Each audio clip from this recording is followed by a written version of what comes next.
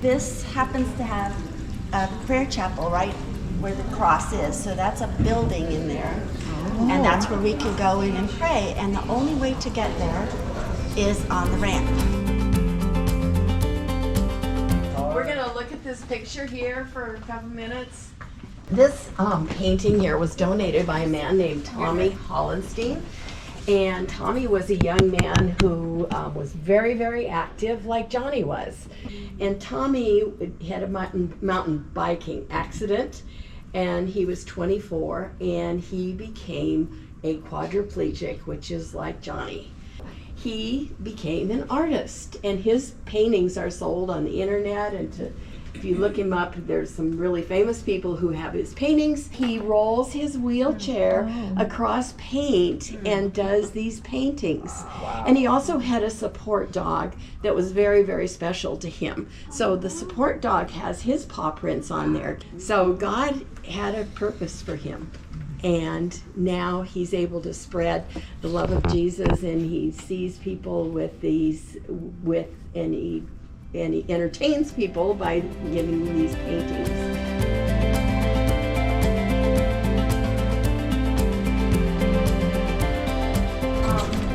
All of these pictures here represent an aspect of Johnny's ministry. In 1991, they started family retreats. And so they started family retreats, which enables families with disabled members to go to camp. We also have some wounded warrior or some warrior getaways for families who have a military member who's having troubles adjusting to life and needs to have a getaway time with their spouse or their family. And then we also have marriage getaways for families that are involved with a disabled member, but the marriage is needing some respite time, a time to get away.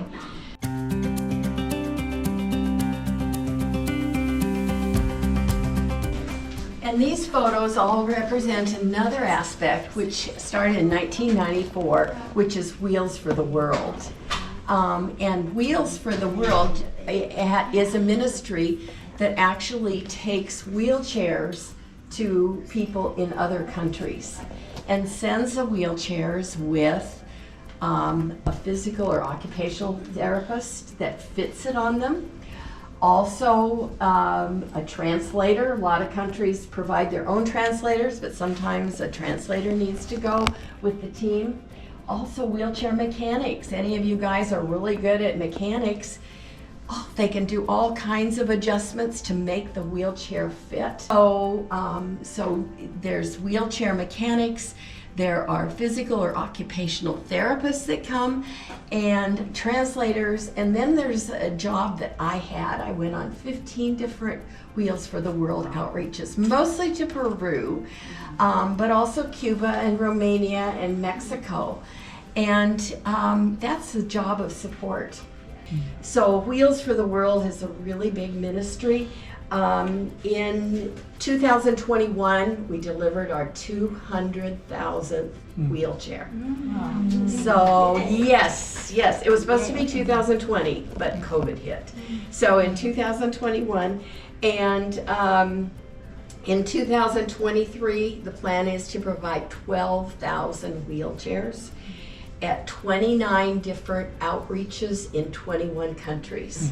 I have a very good friend right now that's in Kenya, and all over the world. And it's not going to be the really fancy countries. It's going to be countries that really desperately need the assistance with some kind of mobility device.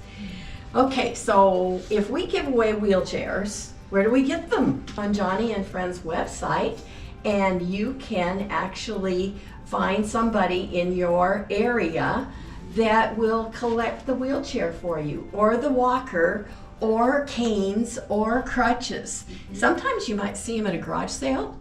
Oh, can I buy that wheelchair from you? And then I tell them about Joni and Friends. Oh, just take it. Yeah, they want to get rid of it. And so then you can donate that wheelchair. And if you donate your own wheelchair of a loved one or your old one that you're not using anymore, you also get receipts so that you can claim it as a tax deduction. And so we have Chair Corps volunteers all over the United States, and they are always collecting chairs. But sometimes the chairs aren't in very good shape. Like Mom passed away and it's really worn out and it's taped and it's got a hole in it. So let's go find out what happens. So let's go around the corner.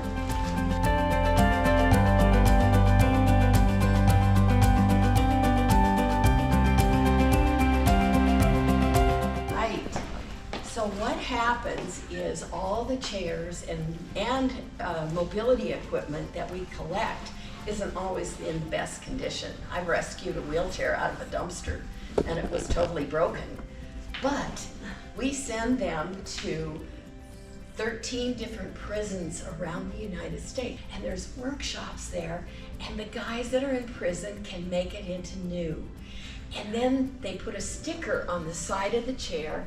I've seen them so many times, see the sticker, and it says the name of the person who worked on it and what prison it came from. Now the person in another country doesn't even have a clue that that's a prison, but then we can tell them the story, how God provided this chair through a prisoner who's loving working on it. The chairs, remember I said sometimes they're very worn out? Look at this one. I mean, if you found this in a dumpster or you found it in front of someone's house, you'd go, oh, I'm not going to do anything with that. But the neat thing is that that chair can be made like this in the prison. And now it's gotten new armrests, it's new back, everything's been refurbished, and as a result, it can go out to another country. Now, a lot of times we'll get children who have disabilities. And so here's a model that I've seen in a lot of countries, and it is able to grow with the child about 5 years of growth.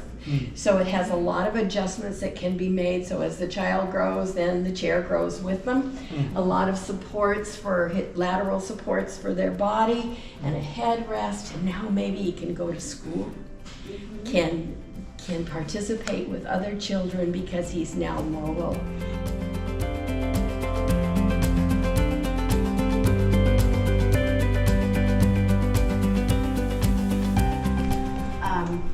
This is a family from Ghana, and we're told that this dear woman lived back behind this drape all of her life, with just a little teeny square room. And the family was a little ashamed and didn't want people to know that they had somebody with a disability. And that just breaks our hearts when that happens, and it happens all the time. So somehow this man who knows Jesus was brought to them, and through the Wheels outreach, but then they always have somebody who can talk with them in their language and explain the gospel to them.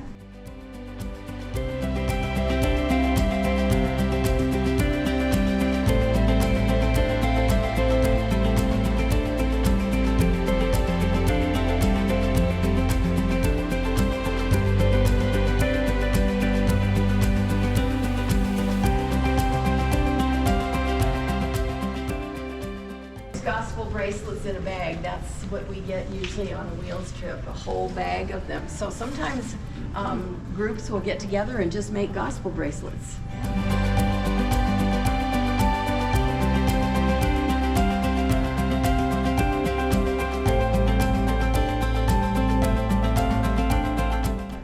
She does podcasts and other radio broadcasts in here. She will do maybe up to 70 different programs in a 2-day period, and she writes those and then comes in here. Obviously, the chair would be another place because Johnny would be sitting there, and she records her podcasts. And then, yeah, like she said, Crystal Keating does some podcasts where she interviews some people that have disabilities or are working for organizations that have disabilities. So there's a lot going out from here.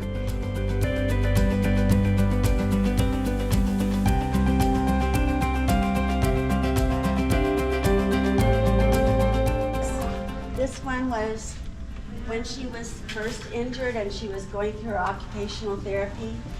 She felt like everything was over. All of her, she couldn't do anything that she was used to doing.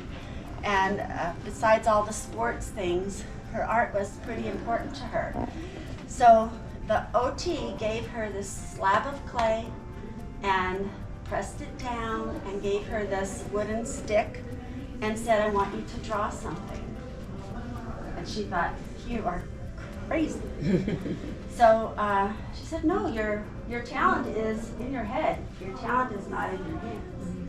So that's what she drew first. It's hard to see, but it's on a bucking bronco and a cowboy with a cowboy hat. Very nice, detailed.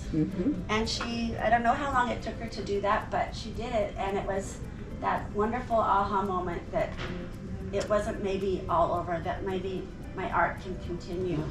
So that was a big, big moment for her, and then she was able to have her hopes lifted a little bit and keep going, keep learning.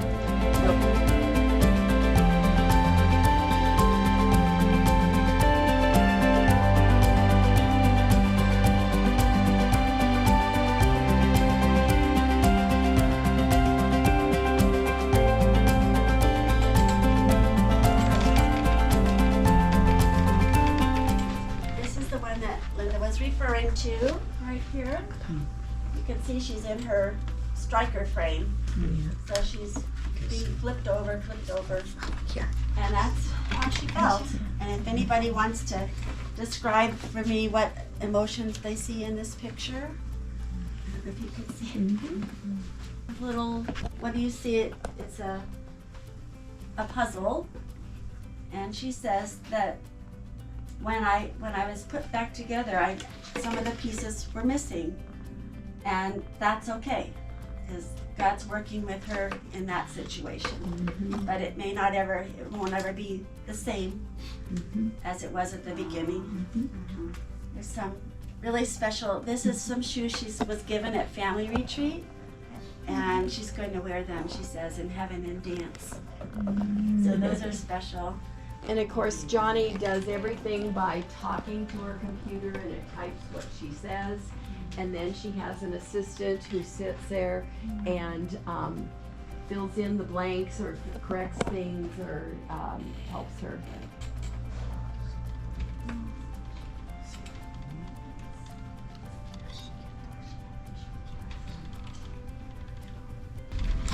This is a Rondi Siani picture that she got gifted to her, and it's the woman who had the issue of blood and she touched his hand. It's one of my favorites.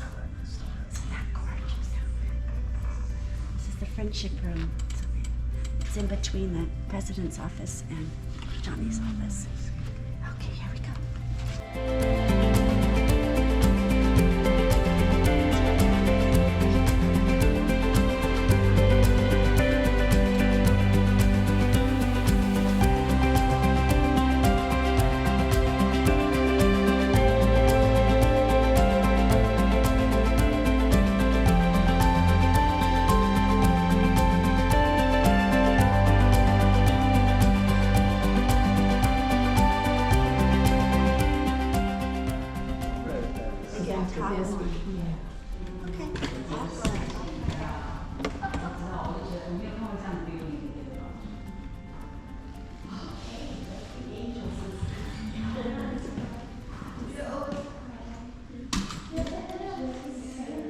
There's a staff up here that is pretty amazing. If you've been in church a lot of years, there are old hymns carved in this staff. Names: The Haven of Rest, Sweet Hour of Prayer, This world is not my home, the old rugged cross.